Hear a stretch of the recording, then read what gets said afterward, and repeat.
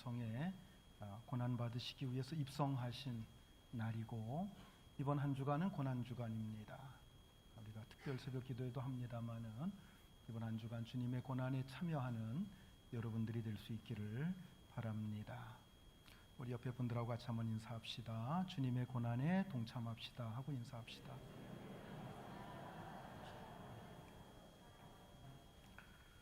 네, 주님의 고난에 동참하기 위해서 가장 기본적으로 해야 될 게 특별 기도에 참석하는 거예요.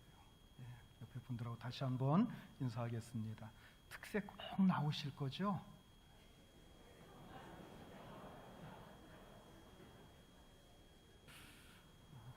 인사 안 하신 분들이 많습니다. 제가 보겠어요.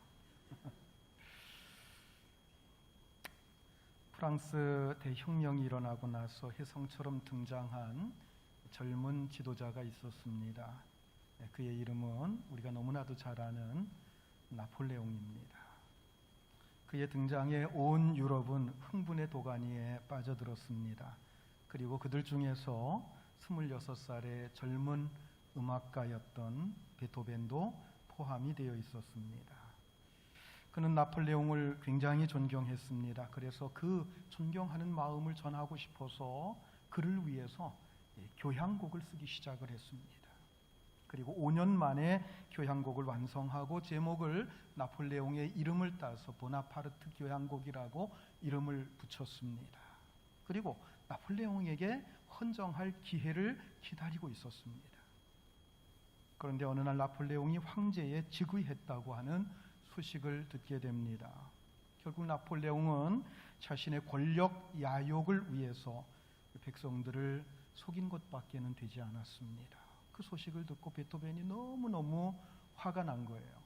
너무 실망한 나머지 보나파르트 교향곡이라고 되어 있는 그 교향곡의 겉표지를 찢어버리면서 이렇게 외쳤다고 합니다.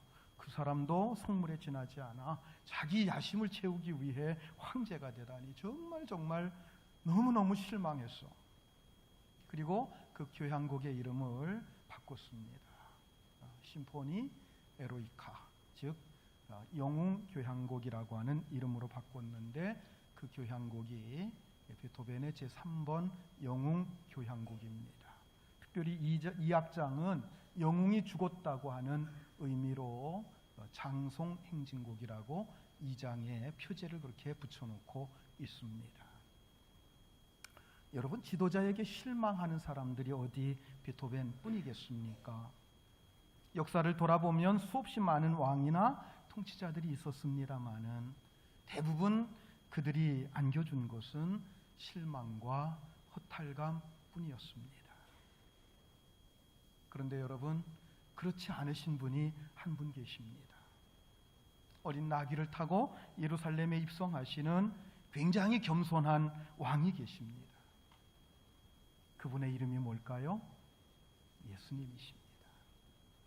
성경은 바로 이 한 분만이 모든 인류가 기다리는 진정한 왕이라고 선언하고 있습니다. 당시 로마는 세계 최강대국이었습니다. 예루살렘에는 로마 정부가 파견한 총독 빌라도가 와 있었습니다. 아마 그도 예수라고 하는 자가 예루살렘 성에 입성했다고 하는 그 사실을 보고받았을 것입니다. 각하, 예수라고 하는 사람이 있는데 그 사람이 지금 어린 나귀 새끼를 타고 예루살렘에 들어오는데 많은 사람들이 모여서 그를 향해서 이스라엘의 왕이라고 외치고 있습니다. 여러분, 이 보고를 받고 빌라도가 어떤 반응을 보였겠습니까? 아마 너무나 터무니가 없어서 아마 코웃음을 쳤을 겁니다. 얼마나 우스운 이야기입니까? 상식적으로 생각해봐도 나귀 새끼를 탄 그 사람을 어떻게 왕이라고 할 수 있겠습니까? 그러나 여러분, 하나님께서는 예수 그리스도만이 진정한 왕이요 인류의 구원자라고 엄숙하게 이 사건을 통해서 선언하고 계십니다. 오늘 본문은 예수님께서 예루살렘으로 입성하시는 장면입니다. 이것은 인류의 왕으로 오신 예수님께서 진정한 왕으로 즉위하는 대관식의 의미가 있는 그러한 행사였습니다.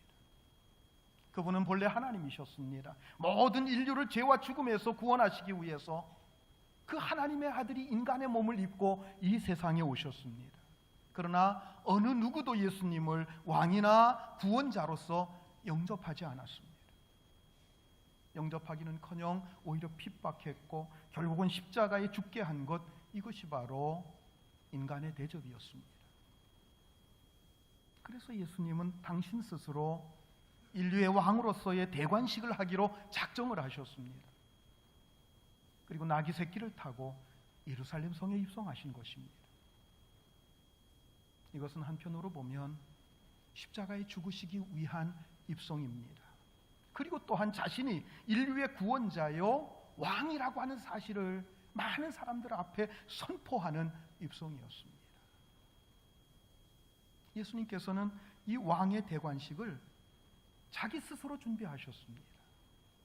마태복음 21장 1절과 2절 말씀 같이 봅니다. 그들이 예루살렘에 가까이 가서 감람산 벳바그에 이르렀을 때에 예수께서 두 제자를 보내시며 이르시되 너희는 맞은편 마을로 가라. 그리하면 곧 매인 나귀와 나귀 새끼가 함께 있는 것을 보리니 풀어 내게로 끌고 오라. 두 제자가 나귀를 끌고 오자 제자들은 나귀 위에 자기들의 겉옷을 얹고 그리고 예수님께서는 그 나귀에 올라타셨습니다. 그리고 예수님께서 예루살렘으로 들어가시는 길에 수많은 군중들이 나와서 예수님을 환영합니다. 자, 본문 12절 13절 같이 봅니다. 그 이튿날에는 명절에 온 큰 무리가 예수께서 예루살렘으로 오신다는 것을 듣고 종려나무 가지를 가지고 맞으러 나가 외치되 호산나 찬송하리로다. 주의 이름으로 오시느니 곧 이스라엘의 왕이시여 하더라. 많은 유대인들이 나와서 자신들의 옷을 길바닥에 깝니다. 그리고 종려나무 가지를 흔들면서 나귀를 타고 들어오시는 그 예수님을 환영했습니다. 그들은 외칩니다. 호산나 호산나 주의 이름으로 오시느니요 곧 이스라엘의 왕이시여 그렇게 소리쳤습니다. 종려나무는 평화를 상징하기도 하지만 종려나무는 승리를 상징합니다. 신구약 사이에 그 중간기에 마카비 시대라고 하는 시대가 있었습니다. 그때의 헬라의 알렉산더 대왕이 전 서구 사회를 점령하던 그런 시대였는데 당시에 유대의 마카비라고 하는 그 사람, 마카비 그 형제가 군대를 일으켜서 헬라의 막강한 군대를 물리치고 이스라엘의 독립을 가져온 큰 사건이 있었습니다. 그때 영웅 마카비 형제가 승전하고 돌아올 때에 유다 백성들이 종려나무 가지를 흔들면서 그들의 개선을 환영했습니다. 그때부터 종려나무 가지를 흔드는 것은 바로 승리를 상징하는 일이었습니다. 여러분, 호산나라고 하는 뜻은 무슨 뜻입니까? 주여 우리를 구원하소서 하는 뜻입니다. 당시는 유월절을 지키기 위해 수많은 사람들이 예루살렘에 모여 있었습니다. 더구나 그들은 바로 며칠 전에 있었던 엄청난 사건을 그들이 이미 들은 바가 있습니다. 그 사건이 뭡니까? 죽은 지 나흘이 되었던 나사로를 예수님께서 살리신 것, 죽어서 이미 부패해 있는 그 시체를 살아있는 사람으로 살려내신 것입니다. 그러던 중에 바로 그 예수께서 나귀를 타고 예루살렘으로 들어오신다고 하니까 그들은 너무나도 흥분한 가운데서 호산나 호산나를 외치면서 그를 맞이한 것입니다.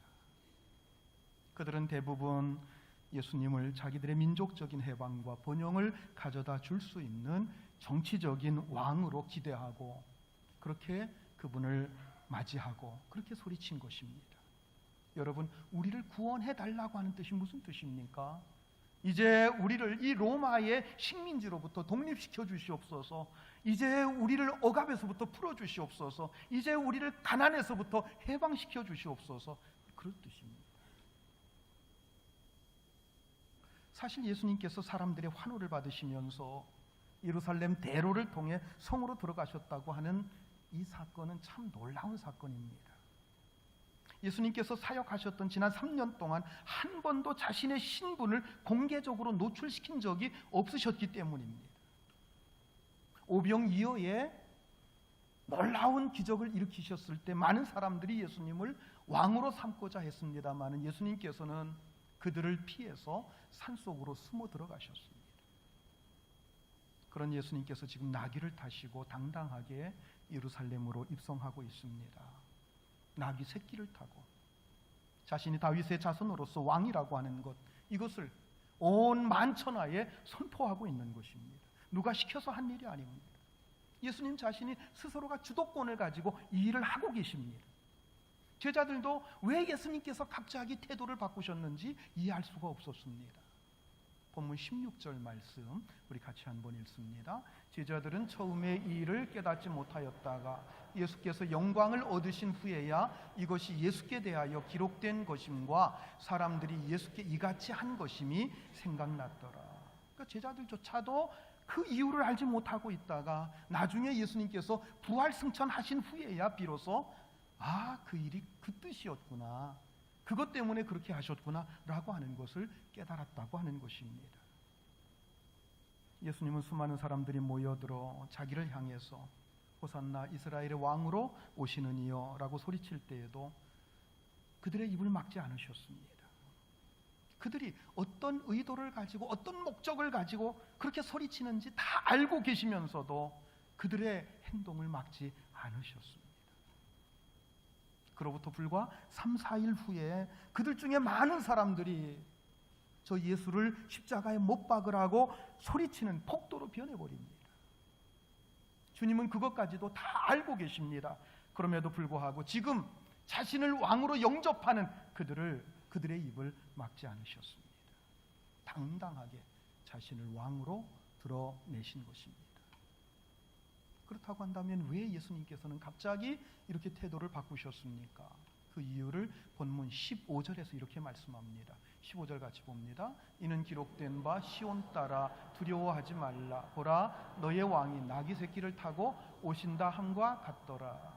자, 이는 기록된 바라고 하는 얘기는 무슨 얘기입니까? 구약에 기록한 말씀처럼 이런 얘기, 구약에서 예언하고 있는 말씀처럼 이런 얘기입니다.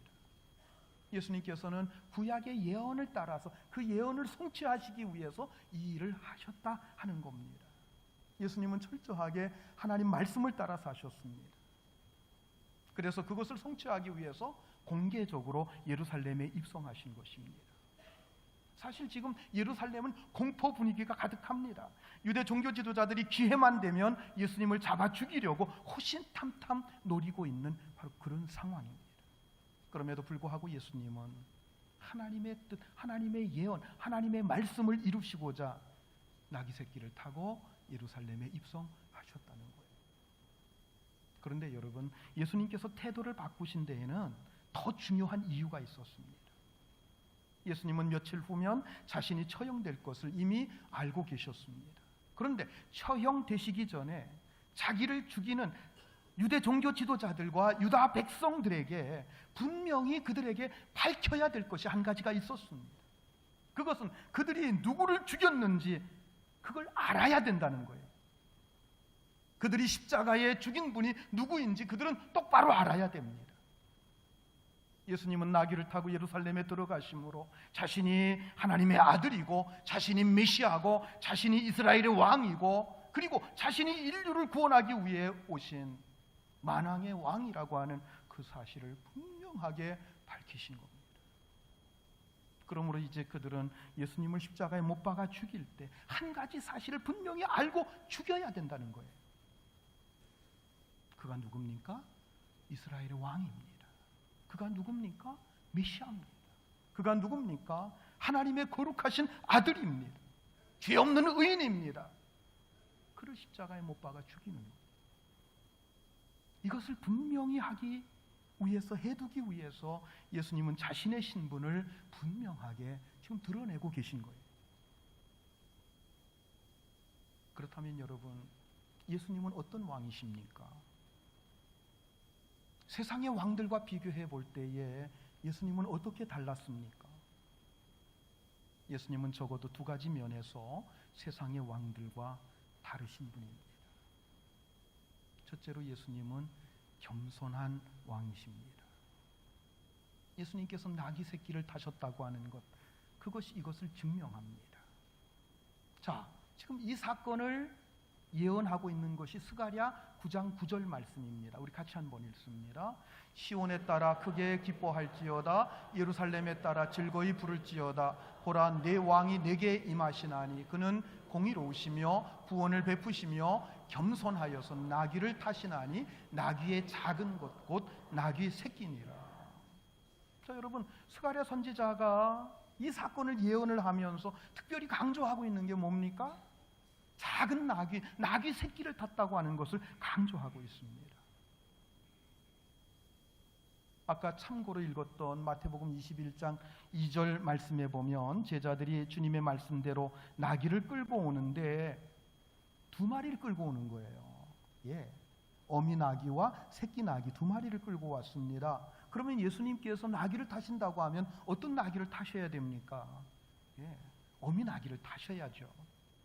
그런데 어미를 지켜두고 예수님께서는 새끼 나귀를 타셨다는 거예요. 여러분, 그 이유가 무엇일까요? 스가랴 선지자는 이것에 대해서 그분이 겸손한 왕이기 때문에 그렇게 했노라고 말씀하고 있습니다. 사실 왕이란 지존입니다.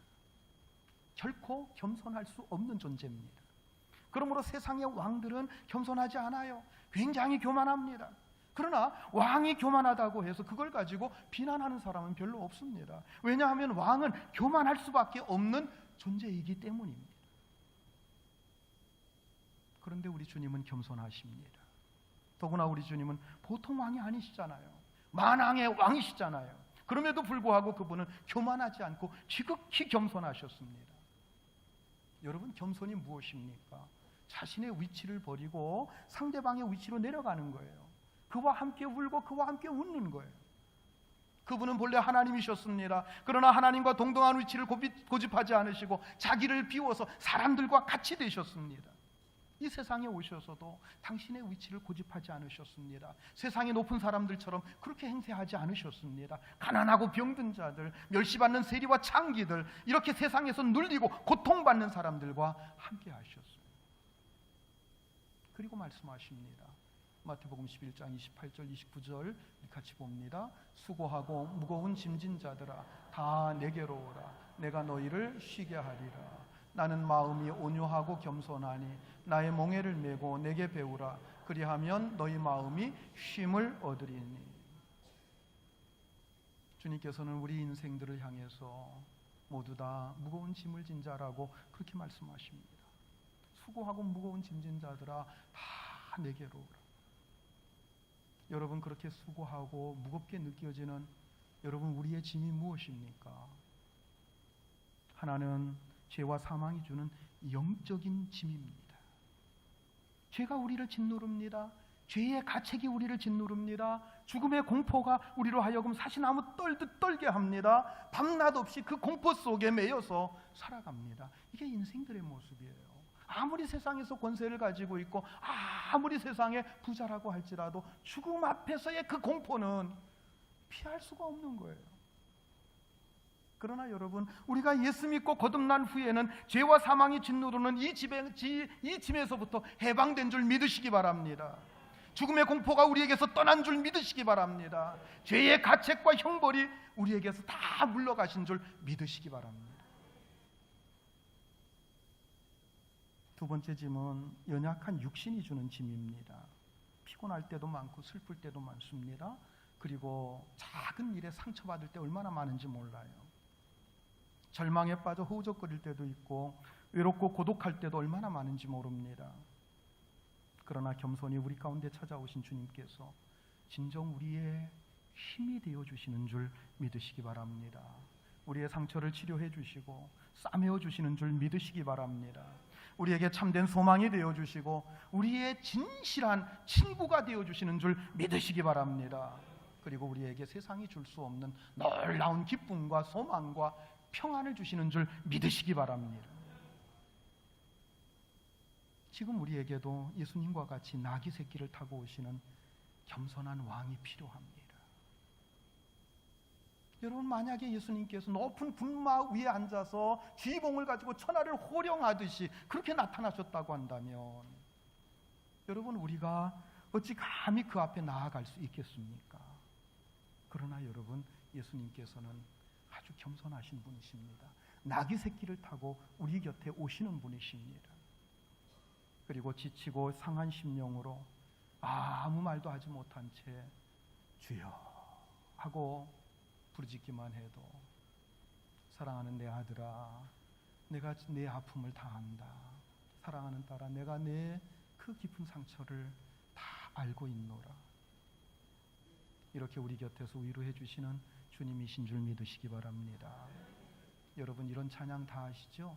나의 등 뒤에서 나를 도우시는 주, 나의 인생길에서 지치고 고나여 매일처럼 주저앉고 싶을 때 나를 밀어주시네. 나의 등 뒤에서 나를 도우시는 주, 평안히 길을 갈 때 보이지 않아도 지치고 고나여 넘어질 때면 다가와 손 내미시네. 부르고 싶은 마음 굴뚝 같지만 오늘 시간이 너무 없어요. 여러분, 무거운 짐을 지고 답답하십니까? 지쳐 있습니까? 고독하십니까? 사람들은 내게 아무런 도움이 되지 못할 때가 많습니다. 세상은 너무나도 험하고 악합니다. 우리의 힘만 가지고 이겨나가지 못합니다. 그러나 여러분, 하나님의 아들이시오 만왕의 왕이신 우리 주님 예수 그리스도를 바라보시기 바랍니다. 그분이 우리를 치료해 주시고 진정한 위로와 소망과 평안을 주시는 진정한 우리의 왕이시오 우리의 주님이심을 믿으시기 바랍니다. 그분은 멀리 계시지 않습니다. 지금도 여러분 곁에 가까이 와 계신 주님이십니다.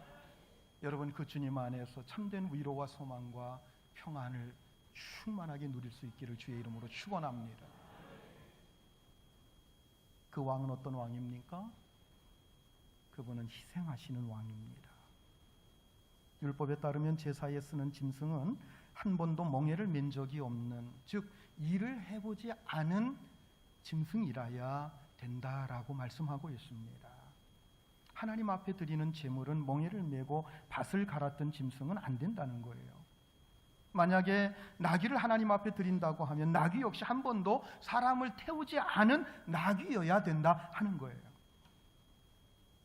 예수님이 왜 한 번도 타보지 않은 어린 나귀 새끼를 타고 가셨습니까? 여러분, 지금 예수님께서는 예루살렘에 입성하시는 그 이유가 무엇입니까? 하나님 앞에 자기 자신을 거룩한 제물로 드리시기 위함입니다. 예수님께서 십자가에 죽으시고 십자가를 통해서 드리신 그 제사, 그 제사는 지금까지 드렸던 어떤 제사보다도 가장 크고 가장 놀라운, 가장 거룩한 제사라고 하는 겁니다.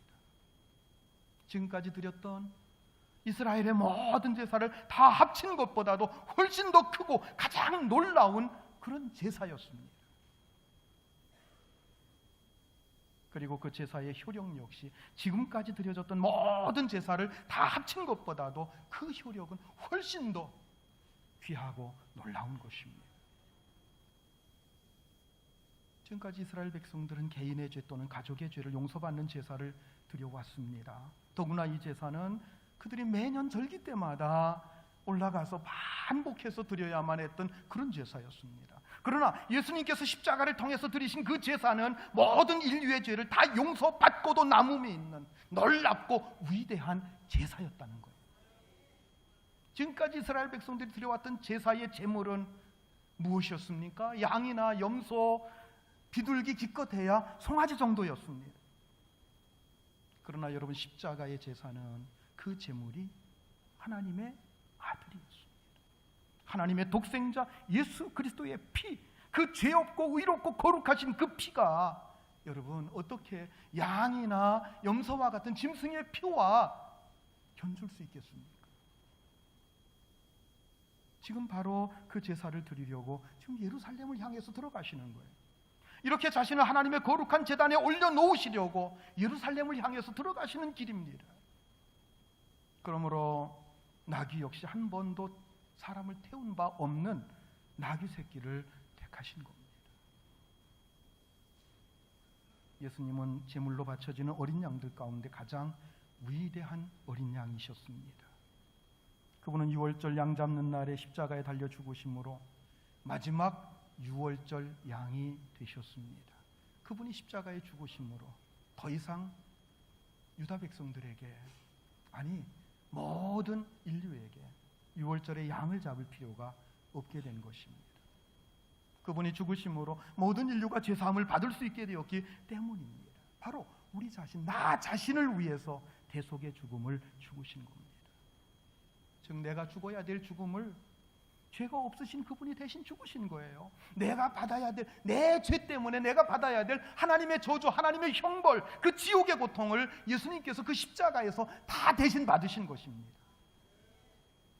구약시대에는 양을 제물로 드리기 전에 양의 머리에 손을 얹고 자신의 죄를 다 고백하는 그런 예식이 있었습니다. 자신의 죄를 다 양에게 전가시키는 거예요. 양이 우리의 모든 죄를 다 뒤집어 쓰고 대신 피 흘려 죽는 겁니다. 예수님께서 십자가에 못 박히실 때 우리는 그분의 머리에 손을 얹고 우리의 모든 죄를 그분에게 전가시켰습니다. 그래서 우리의 죄 때문에 하나님께서 우리에게 내릴 저주와 형벌을 그분에게 다 전가시킨 거예요. 그래서 예수님은 우리를 대신해서 그 모든 죄를 뒤집어 쓰시고 십자가에 죽으신 거예요. 이 주님의 십자가 고난과 대속의 죽음에 대해서 일찍이 이사야 선지자가 이렇게 말씀합니다. 이사야서 53장 4절로 8절까지 같이 봅니다. 그는 실로 우리의 질고를 지고 우리의 슬픔을 당하였거늘 우리는 생각하기를 그는 징벌을 받아 하나님께 맞으며 고난을 당한다 하였노라. 그가 찔림은 우리의 허물 때문이요 그가 상함은 우리의 죄악 때문이라. 그가 징계를 받음으로 우리는 평화를 누리고 그가 채찍에 맞음으로 우리는 나음을 받았도다. 우리는 다 양 같아서 그릇 행하여 제 길로 갔거늘 여호와께서는 우리 모두의 죄악을 그에게 담당시키셨도다. 그가 곤욕을 당하여 괴로울 때에도 그의 입을 열지 아니하였으며 마치 도수장으로 끌려가는 어린 양과 털 깎는 자 앞에서 잠잠한 양같이 그의 입을 열지 아니하였도다. 그는 곤욕과 신문을 당하고 끌려갔으나 그 세대 중에 누가 생각하기를 그가 살아있는 자들의 땅에서 끊어짐은 마땅히 형벌받을 내 백성의 허물 때문이라 하였으리요. 주님께서 고난받고 십자가에 죽으실 때 사람들은 그분이 하나님께 뭔가 잘못한 것이 있기 때문에 그런 징계를 당한다, 그런 생각을 했습니다. 그러나 그분이 당한 모든 고난과 죽음은 그분 자신의 어떤 죄 때문이 아니라 바로 우리의 죄와 우리의 허물 때문인 줄 믿으시기 바랍니다. 하나님께서 우리 모든 죄와 허물을 그분에게 담당시키셨습니다. 그분은 그렇게 우리의 모든 죄를 지고 십자가에 못 박히셨지만 그분은 도수장으로 끌려가는 양과 같이 그를 죽이는 자 앞에서, 털을 깎는 자 앞에서 입을 열지 않으셨습니다. 이렇게 우리 주님께서 대속의 죽음을 당하심으로 우리에게 구원의 은혜가 베풀어진 줄 믿으시기 바랍니다. 우리를 악한 마귀의 손에서 건져내어 거룩한 하나님의 자녀로 삼으신 줄 믿으시기 바랍니다. 여러분, 누가 우리의 죄와 허물을 대신하여 저주와 형벌을 대신 받아줄 사람이 어디 있습니까? 누가 우리를 대신하여 죽어줄 수 있습니까? 누가 우리에게 구원의 은혜를 베풀어 줄 수 있겠습니까? 누가 우리에게 하나님의 거룩한 자녀가 되는 권세를 줄 수가 있겠습니까? 오직 우리 주님 예수 그리스도뿐인 줄 믿으시기 바랍니다. 예수 그리스도만이 우리의 진정한 소망과 구원과 생명이 되시는 줄 믿으시기 바랍니다.